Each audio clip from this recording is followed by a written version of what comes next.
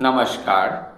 লীলা পুরুষোত্তম শ্রীকৃষ্ণ দ্বিপঞ্চাশতম অধ্যায় রণছোড় শ্রীকৃষ্ণ।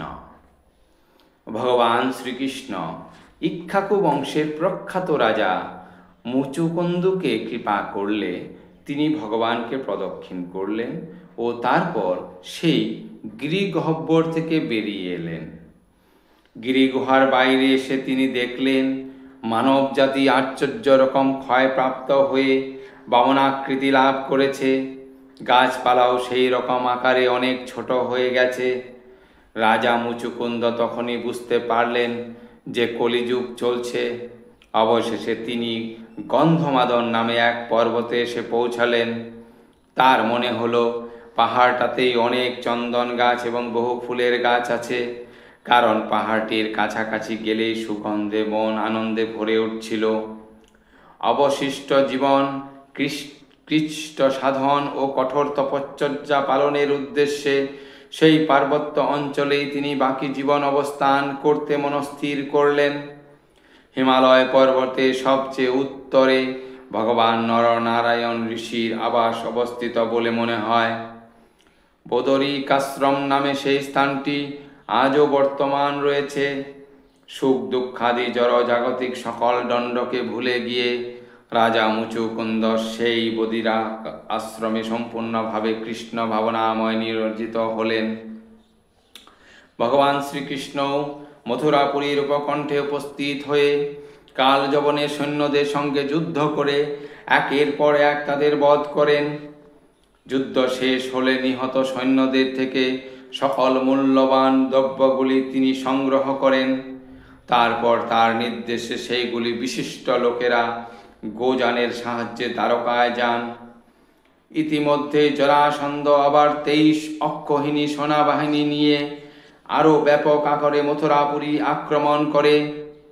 জরাসন্ধের বিশাল সামরিক বাহিনীর 18তম আক্রমণ থেকে মথুরাপুরী রক্ষা করা এবং অযথা সৈন্য হত্যা করা রোধ ও অন্যান্য গুরুত্বপূর্ণ কাজের উদ্দেশ্যে শ্রীকৃষ্ণ যুদ্ধক্ষেত্র পরিত্যাগ করে চলে গেলেন।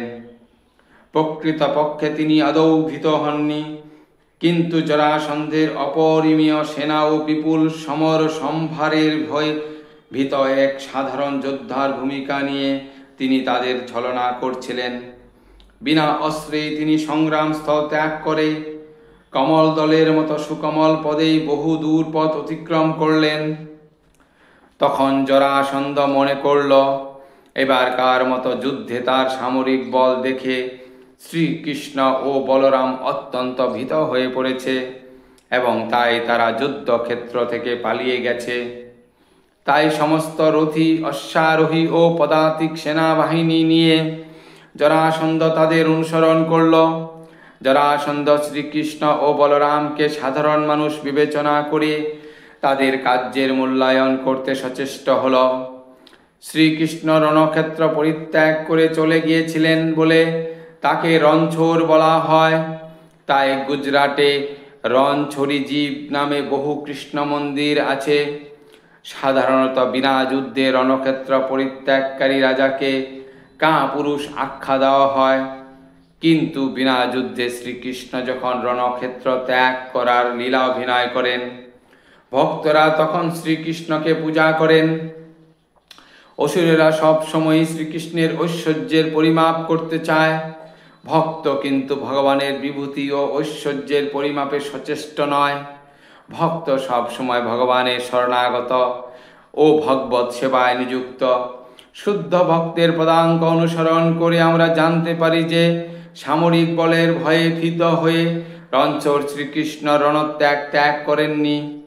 রণক্ষেত্র ত্যাগ করেননি। পক্ষান্তরে অন্য উদ্দেশ্য সাধনের জন্য তিনি রণক্ষেত্র ত্যাগ করেছিলেন। সেই উদ্দেশ্যটি যা ভবিষ্যতে প্রকাশিত হবে তা হচ্ছে তার ভাবী প্রথম পত্নী রুক্মিণী দেবীর প্রেরিত গোপনীয় পত্রটির জন্য উপস্থিত থাকা।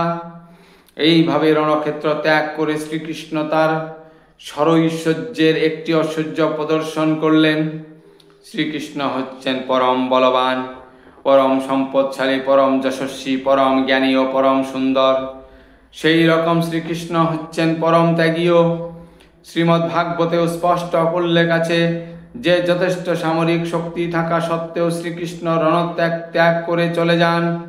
সামরিক বল ছাড়াই এমনকি শ্রীকৃষ্ণ স্বয়ং একাই অনায়াসে জরাসন্ধের সামরিক শক্তিকে পরাস্ত করতে সমর্থ, যা আগে 17 বার তিনি করেছেন।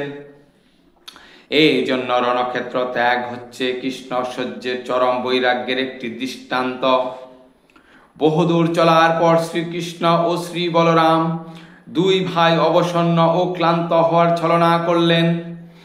এই অবসাদ থেকে মুক্তির উদ্দেশ্যে সমুদ্রপৃষ্ঠ থেকে কয়েক মাইল উঁচু এক সুউচ্চ পাহাড়ে তারা উঠলেন। তখন অবিরামভাবে বৃষ্টি হওয়ার জন্য এই পর্বতের নাম হয়েছিল প্রবর্ষণ। ইন্দ্রপ্রেরিত মেঘ দ্বারা সর্বদাই এই পর্বতশৃঙ্গ আচ্ছাদিত থাকত। জরাসন্ধ মনে মনে ধরেই নিয়েছিলেন যে দুই ভাই তার সামরিক শক্তি দেখে ভীত হয়ে পর্বত শিখরে লুকিয়ে পড়েছে। তাই প্রথমে সে তাদের দুজনকে খুঁজে বের করবার চেষ্টা করল। দীর্ঘকাল তাদের খোঁজবার পর ব্যর্থ হয়ে সে পর্বত শৃঙ্গের চারিদিকে আগুন ধরিয়ে দিয়ে তাদের ফাঁদে ফেলার চেষ্টা করল। পাহাড়ে আগুন ক্রমশ ছড়িয়ে পড়লে শ্রীকৃষ্ণ ও শ্রী বলরাম 88 মাইল উঁচু সেই পাহাড়টি থেকে ভূমিতলে ঝাঁপ দিয়ে পড়লেন। পর্বত শিখরে যখন আগুন জ্বলছিল, শ্রীকৃষ্ণ ও শ্রী বলরাম তখন জরাসন্ধের অগোচরে এইভাবে সেখান থেকে উধাও হয়ে যান। তার ফলে জরাসন্ধ ভাবল যে কৃষ্ণ ও বলরাম আগুনে ভস্মীভূত হয়ে গেছে, তাদের সঙ্গে আর যুদ্ধের কোনো প্রয়োজন নেই। এইভাবে নিজ প্রচেষ্টা সফল হয়েছে মনে করে জরাসন্ধ মথুরাপুরী ত্যাগ করে নিজ রাজ্য মগধে ফিরে গেল। ক্রমে শ্রীকৃষ্ণ ও বলরাম সমুদ্র বেষ্টিত দ্বারকাপুরীতে পৌঁছলেন। এই ঘটনার পর শ্রী বলরাম অনর্তরাজ বৈরতের কন্যা রেবতীকে বিবাহ করেন। শ্রীমদ্ভাগবতের 9ম স্কন্ধে এই কাহিনী লিপিবদ্ধ আছে। শ্রী বলদেবের বিবাহের পর শ্রীকৃষ্ণ বিবর্ধরাজ ভীষ্মকের কন্যা রুক্মিণীর পাণি গ্রহণ করেন। শ্রীকৃষ্ণ যেমন লীলা পুরুষোত্তম ভগবান বাসুদেব, তেমনি রুক্মিণী হচ্ছেন নিখিল ঐশ্বর্যের অধীশ্বরী মহালক্ষ্মী। শ্রী চৈতন্য চরণামৃতের প্রামাণিকতা অনুযায়ী শ্রীকৃষ্ণের কায়বুজ্জ অর্থাৎ অংশ প্রকাশের মতো শ্রীমতী রাধারানীও কারবুজ্জ বা অংশ প্রকাশ আছে। শ্রীকৃষ্ণ যেমন অসংখ্য বিষ্ণুমূর্তির মূর্তির মাধ্যমে বিবিধ প্রকার বিষ্ণু তত্ত্বে নিজেকে প্রকাশ করেন, শ্রীমতী রাধারানীও অন্তরঙ্গা শক্তির মাধ্যমে অসংখ্য লক্ষ্মী মূর্তি নামে নানা শক্তি তত্ত্বে নিজেকে প্রকাশ করেন।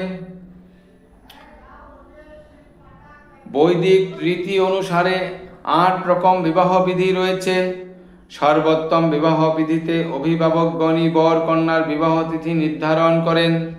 রাজকীয়ভাবে বর তারপর কন্যার গৃহে যান এবং ব্রাহ্মণ, পুরোহিত ও স্বজনের উপস্থিতিতেও বরকে কন্যা সম্পাদন করা হয়।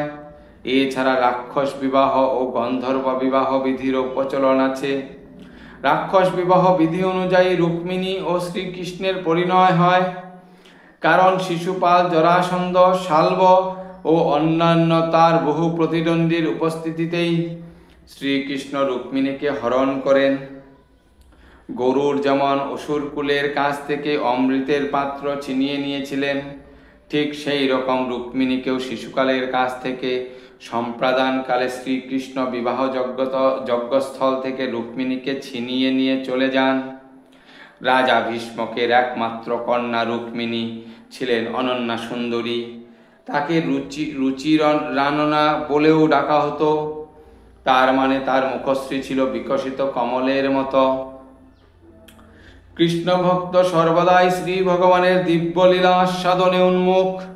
শ্রীকৃষ্ণের রণলীলা, রুক্মিণী হরণ লীলা ও রণক্ষেত্র থেকে পলায়ন প্রভৃতি তার অপ্রাকৃত ক্রিয়াকলাপ।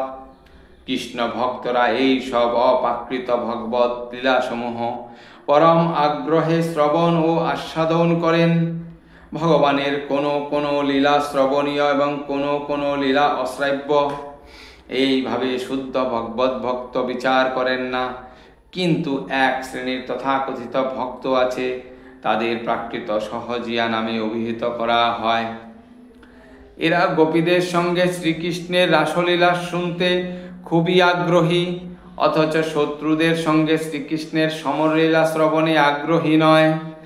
তারা জানে যে অদ্বয় স্তরে অবস্থিত সমরলীলা ও গোপীদের সঙ্গে তার সখাসুলভ রঙ্গ সবই সমভাবে দিব্য এবং পাওপাকৃত।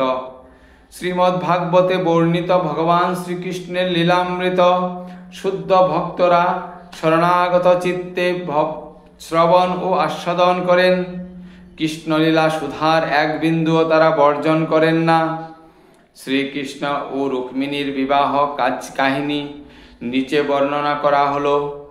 বিবর্দের অধিপতি মহারাজ ভীষ্মক ছিলেন অত্যন্ত গুণসম্পন্ন এক মহান ভগবদ্ভক্ত। তিনি ছিলেন 5 পুত্র ও 1 কন্যার পিতা। তার প্রথম পুত্রের নাম ছিল রুক্মী, দ্বিতীয়জন রুক্মরথ, তৃতীয়জন রুক্মবাহু, চতুর্থ ও কনিষ্ঠ, পঞ্চম জনের নাম যথাক্রমে রুক্মকেশ ও রুক্মমালী। এই 5 ভাইয়ের একটি ছোট ভগ্নী ছিল, তার নাম রুক্মিণী। তিনি ছিলেন শুচি ও সুদর্শনা এবং শ্রীকৃষ্ণের সঙ্গে বিবাহের জন্যই মনোনীতা। নারদ ও অন্যান্য বহু মুনি ঋষিরা মহারাজ ভীষ্মকের প্রসাদ পরিদর্শন করতে যেতেন।